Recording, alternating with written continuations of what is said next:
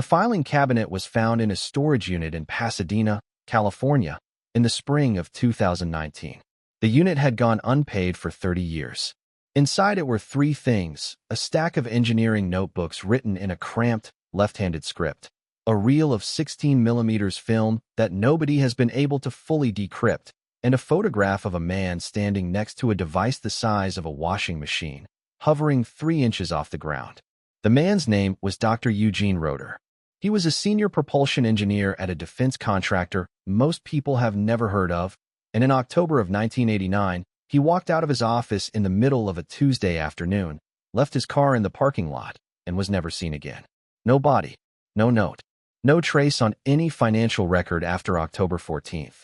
His colleagues told police he had seemed distracted for weeks. One of them, a woman named Patricia Helms, told investigators he had said something strange to her the morning before he vanished. She recalled his exact words in a 2003 interview. He said, "They're going to say it doesn't work. They already know it works." The FBI opened a missing persons file. They closed it 18 months later with no resolution. The engineering notebooks went into storage with the rest of his apartment. The device he had been building was never found. Then a physicist in Ohio read about the storage unit on a niche aerospace forum, drove to Pasadena, and started reading the notebooks. What she found sent her straight to 3 colleagues at 2 different universities without stopping to eat dinner first. What those notebooks contained has not been officially published anywhere, but the people who have read them are not dismissing them.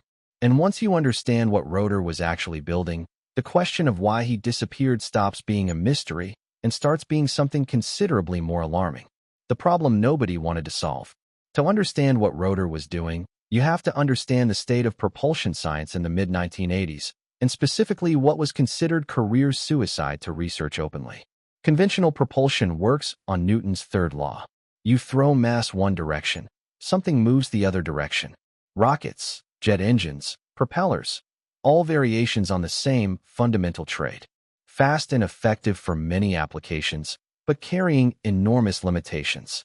You are always limited by the reaction mass you can carry. You cannot thrust without exhaust. The fuel cost is brutal, the exhaust is real, and there is a hard ceiling on efficiency that nobody in mainstream engineering was seriously trying to push past. Except that there was, running quietly beneath the surface of respectable aerospace research, a small and largely ignored literature suggesting that the ceiling might not be where everyone thought it was. Thomas Townsend Brown had documented electrostatic thrust in asymmetric capacitors back in the 1950s. His findings were replicated, then dismissed, then quietly filed away. The Air Force ran a study on his work in 1952, classified the results, and said nothing publicly for decades. In the early 1960s, NASA engineer Mason Rose wrote an internal memo noting that the theoretical basis for electrokinetic propulsion was sound and deserved serious investigation. The memo went nowhere. In 1973, a physicist at Stanford named Dr. Harold Puthoff published preliminary work suggesting that the quantum vacuum, the seething background energy of empty space, might be interacting with matter in ways that conventional models completely failed to account for. Each of these threads was picked up briefly, examined, and put down. The consensus was not that the ideas were wrong. The consensus was that proving them right was professionally dangerous. The field had accumulated too much stigma. Too many cranks had attached themselves to the idea of free energy and anti-gravity for any serious researcher to wade in without risking their reputation. Eugene Roder waded in anyway. He just did it quietly. Who Roder was? He was not a maverick. That matters. Mavericks produce wild claims and sloppy data and confirm everyone's worst suspicions about the kind of person who researches anti-gravity. Roder was the opposite. He had a doctorate in electrical engineering from Caltech, graduating in 1971 with a dissertation on high-voltage plasma dynamics that his dissertation committee described as exceptionally rigorous. He spent 5 years at JPL working on ion propulsion systems, left in 1976 to join a defense contractor called Meridian Applied Research, and spent the next 13 years doing classified propulsion work that nobody outside the company discussed publicly. His colleagues described him the same way across multiple interviews conducted after his disappearance: methodical, skeptical, almost annoyingly precise. One of them, a former Meridian engineer named Carl Dusek, said Roder was the kind of person who would refuse to present data until he had run the same experiment 40 times and could account for every variable. Gene hated a good story, Dussek said. He only wanted a good number. He had no public statements about anti-gravity, no conference appearances on fringe topics, no connections to the UFO research community that was circling the same technical territory from a very different direction.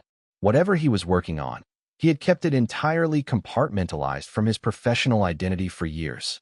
The notebooks show that he had been running private experiments since at least 1983. What the notebooks say? Dr. Maya Okafor is a materials physicist at Ohio State. She was the person who read about the storage unit, drove to Pasadena, and ended up sitting on the floor of a rented storage space for 6 hours going through Roder's notebooks before she trusted herself to speak to anyone about what they contained. She has not published anything about this work. She has spoken about it privately to colleagues, and in one recorded conversation at a small research meeting in 2021, a recording that circulated informally among people who work on the fringes of propulsion science. The notebooks cover 6 years of methodical experimental work. Roder had built a series of progressively refined devices, all operating on the same basic principle.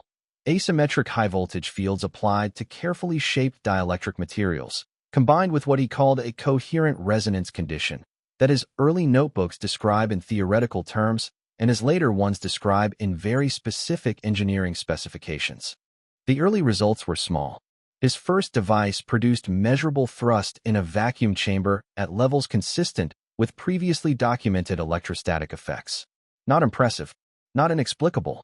Consistent with what Brown had reported decades earlier and what skeptics had attributed to ion wind and measurement error. Then, starting around Notebook 4, something changes. Roder had redesigned the geometry of the dielectric stack. He had also introduced what he describes as a harmonic modulation protocol, a specific frequency pattern applied to the high-voltage field that he had derived mathematically from first principles over a period of 18 months. The theoretical basis fills most of 2 notebooks and draws on Puthoff's vacuum energy work, on some obscure Soviet plasma physics papers from the early 1970s, and on a series of calculations Roder appears to have developed himself, because Okafor and her colleagues have not been able to find the source material for roughly 40 pages of the theoretical derivations. The results in the later notebooks are not small.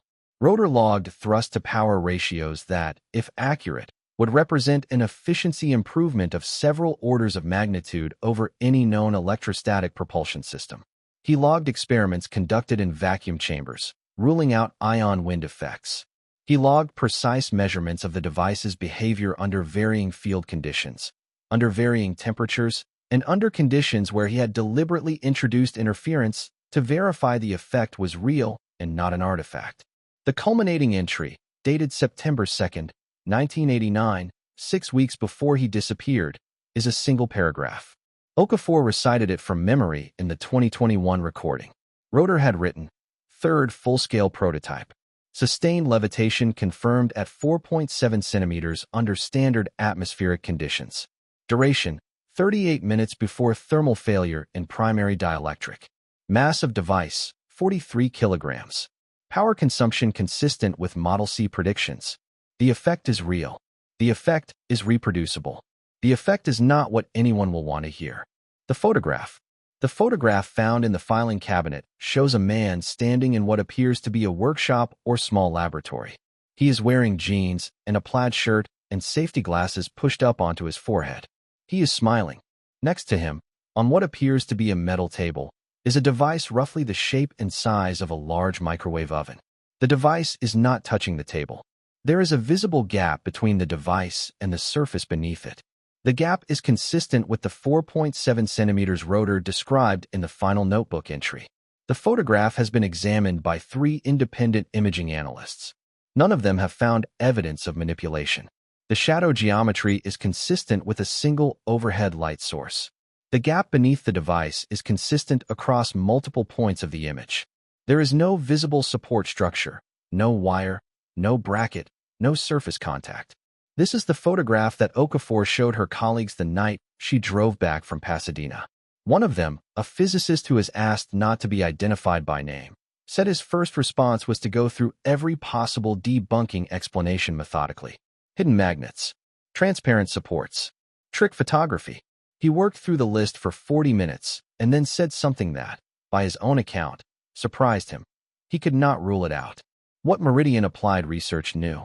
Meridian Applied Research dissolved in 1992, 3 years after Roder vanished. The dissolution was described at the time as a business decision related to the post-Cold War defense budget drawdown. Former employees interviewed over the years have said the company's closure felt abrupt and poorly explained. Several divisions were working on active contracts. The shutdown came with severance packages that were, by multiple accounts, unusually generous, and with non-disclosure agreements that were, by the same accounts, unusually broad. Carl Dusek signed one of those agreements. He has said publicly that the agreement prevents him from discussing the specifics of work that he has no idea.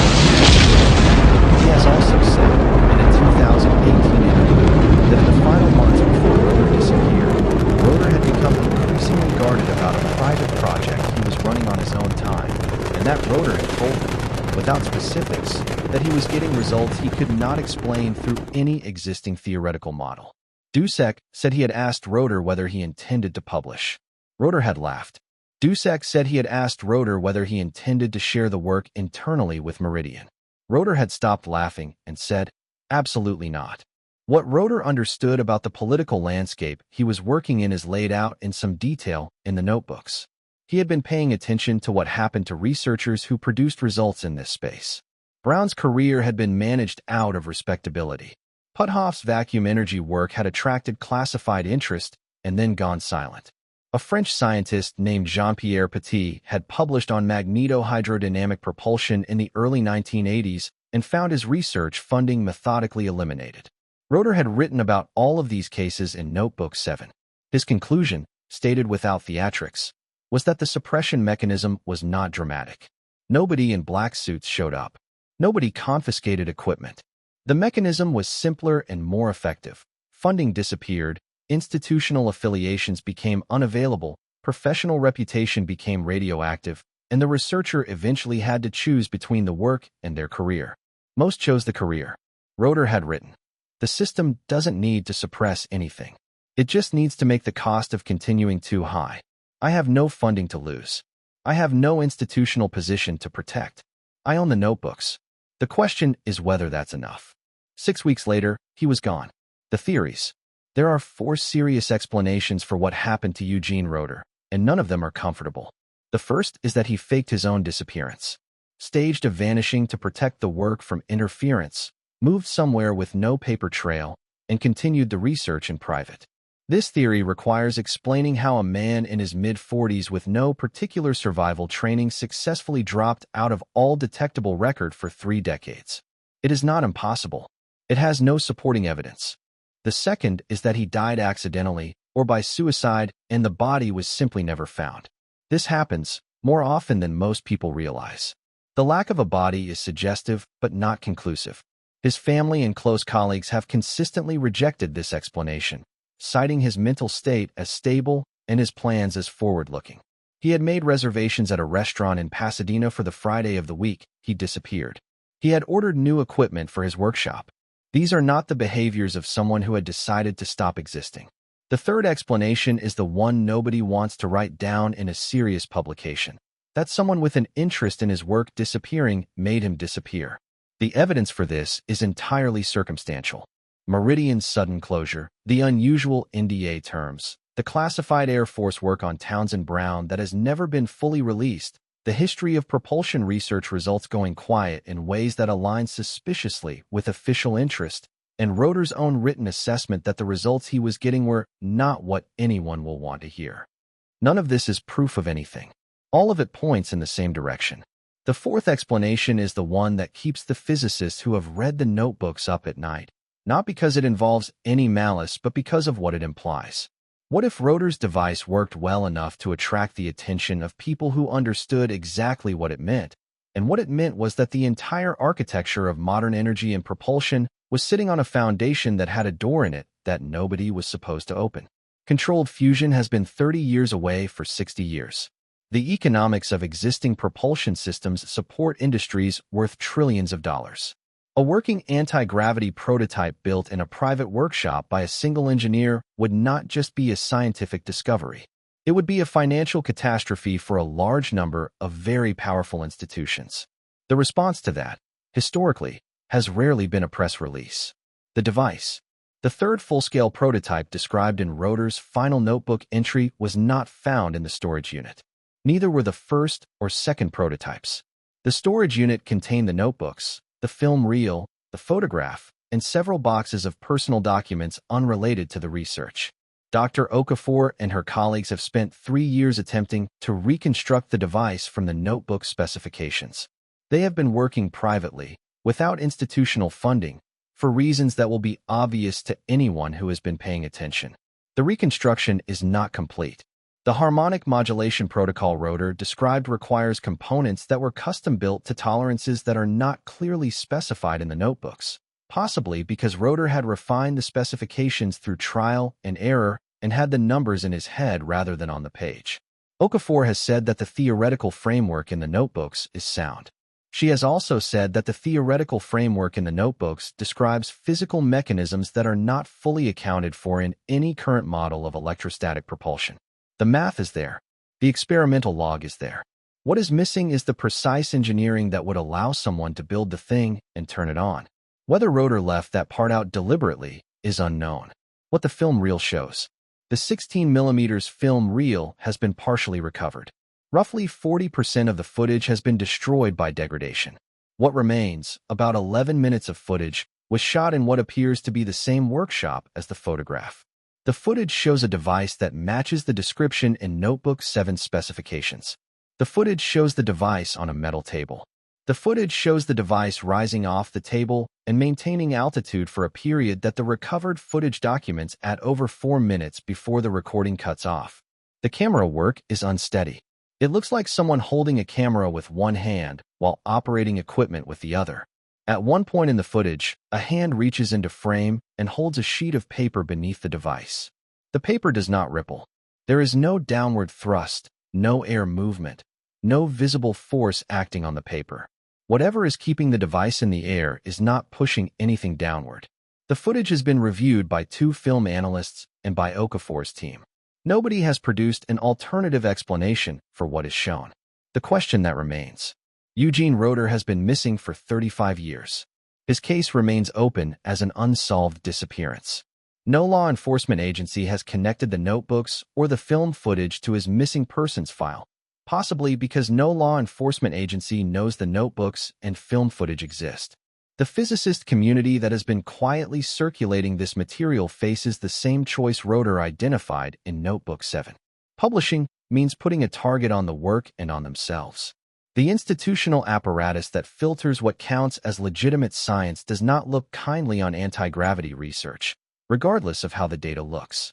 The history of this field is a long list of serious researchers who found their professional standing destroyed for the crime of producing results that didn't fit. Okafor has said she intends to publish. She has been saying this for 2 years. The paper is not finished.